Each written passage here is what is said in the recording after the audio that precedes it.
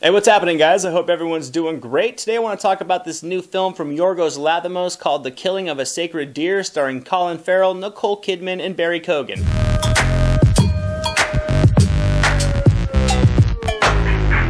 This story follows a surgeon named Stephen, played by Colin Farrell, who has taken this young man named Martin under his wing. They have a connection together from their past, but it doesn't really take long before something that Stephen was really doing out of the kindness of his heart and basically out of guilt will change his life forever. Martin's behavior takes a sinister turn, and with it, Stephen's life really begins to crumble into depths that he would never imagine. Now, this is the definition of an art house film. Anyone familiar with the work of Lanthimos will know to expect something unique, something odd, but at the same time something that will provide some artistic appeal and really loads of creativity. Lanthimos is without question an unconventional filmmaker. He doesn't necessarily appeal to a mass market. That is something that really just kind of comes with the territory when you take films and you make them outside of the usual traditional techniques. There is always going to be a large portion of the population that will just simply not be intrigued or entertained by what they see, and those who will not just really like the method of the ways you tell the story. I will pretty much watch any film if it shows some effort to it. I mean, I'm not going to go rush out to see Three-Headed Shark Attack or anything like that, but if you put me in front of almost any picture, I will see what it's all about. I'll tell you my honest thoughts on it. I make it a point to go into everything with an open mind, and after having seen The Lobster, I was really anticipating something different with this movie for sure. And I did find some enjoyment in this movie. I could find some appreciation in the techniques that Lanthimos used to tell this story. I always enjoy it when a story can make me think, one that's going to have me dissect it to kind of get a deeper meaning as opposed to just having a plot laid out for me through expositionary dialogue, and the storyline in this one did give me that. It gave me a lot to think about and a lot to wrap my head around. I do think at times it hovered on that line between being able to extrapolate information for yourself through a narrative that treats its audience as smart and simply just lacking in substance, but it did provide more than enough meat overall to grab my attention and to hold it. Now, one thing I really do enjoy about films like these from directors like Lanthimos is the duality of the watching process. One is the story itself, the natural progression of it. The other is the thought process that kicks up when you look into why certain shots are framed up the way they are, why the director chose this lighting or that style of speech, what is being implied with specific silent imagery, and many other filmmaking aspects, because in movies like these, almost everything feels purposeful. An example of that in this film, out of many, would be the structure, the dialogue, and the character's delivery of the material. If I was to say something like,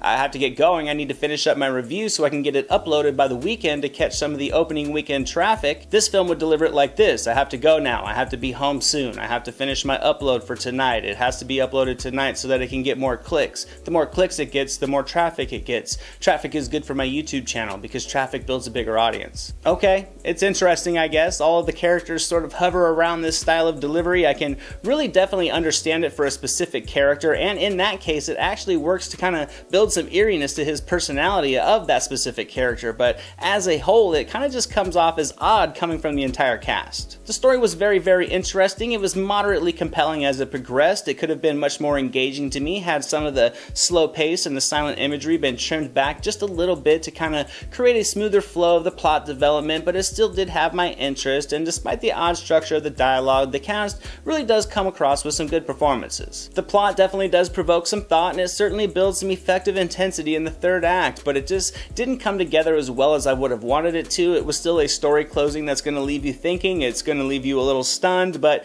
in my case, I really was just sitting in the theater watching the end credits roll, and I really just couldn't help but feel some of the film techniques kind of got in the way of telling the story in the most engaging way possible. There was a heavy influence of Stanley Kubrick in this film. I can appreciate that. We all have individuals that aspire us, and it was definitely clear that it was Kubrick for Lanthimos. It was honestly a mixed bag for me in this film, though. While the shots were framed up very well with a subtle but imposing presence to the camera's movements, there was always just something kind of familiar about it. There were many elements of this movie that had me thinking about The Shining and Eyes Wide Shut, and that's not necessarily a bad thing, but with a slower pace, it just doesn't have that same impact it would have had it had a slightly more unique technical aspect to it. Now let's talk performances. Both Colin Farrell and Nicole Kidman were very capable in their roles. Farrell delivered a very strong performance with a lot of visible emotion underneath this kind of unassuming persona that he carried around. He felt very well tailored for the role, and despite being an odd man with a very dark subconscious, he was still a character that I could connect with throughout the story out of sheer curiosity alone. Nicole Kidman definitely delivered what this role needed, but we have seen this Kidman before in past films. It's kind of a blend of her her more somber character type, and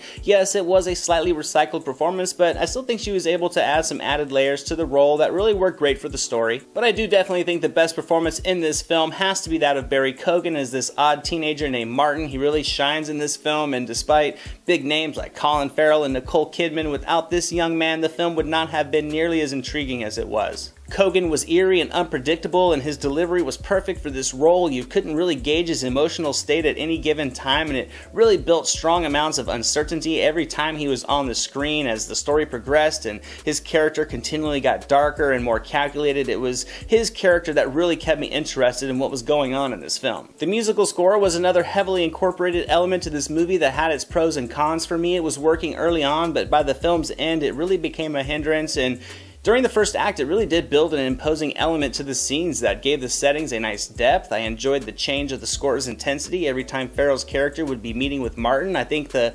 contrast really worked perfectly to kind of heighten the emotion of the moments. But as the film progresses, the score ramps up many times to unneeded levels of intensity, to the point where it becomes distracting at times. It went from feeling like it was used in clever moments to kind of feeling like a stand-up comedian that kind of repeats one of his best jokes in the same set. It just kept hitting that button on the score to just jolt into the storyline, and it felt more and more out of place as the film went on. I also felt the film does kind of mildly exploit some sexual imagery for simple shock value. I mean, one scene really does effectively imply a character's darker fetish in the bedroom, but the other one could have showed a character's desperation possibly in a different, less handy approach, but it didn't really hinder the film. I just do think that a casual moviegoer who is a fan of Nicole Kidman might be turned off a little bit. But in all honesty, it pales in comparison to the directions the story goes as it progresses. The subject matter is definitely not for everyone. There is going to be a fine line with this film between those who really can just appreciate the cinematic aspect of it, and then there's going to be those that are going to find the film off-putting and in bad taste, with no interest in looking past traditional social standards to kind of look at this as a work of fiction, which is really everyone's free choice. And overall, I'm going to give The Killing of a Sacred Deer 70% on the entertainment meter. It definitely has some quality elements to it for fans of art house films. It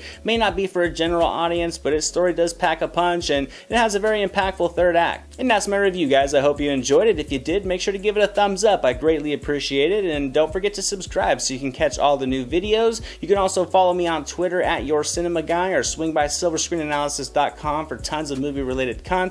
As always, thank you so much for watching. You're all awesome. I greatly appreciate it. I'm Anthony. This is the Silver Screen Analysis, and I'll see you at the movies.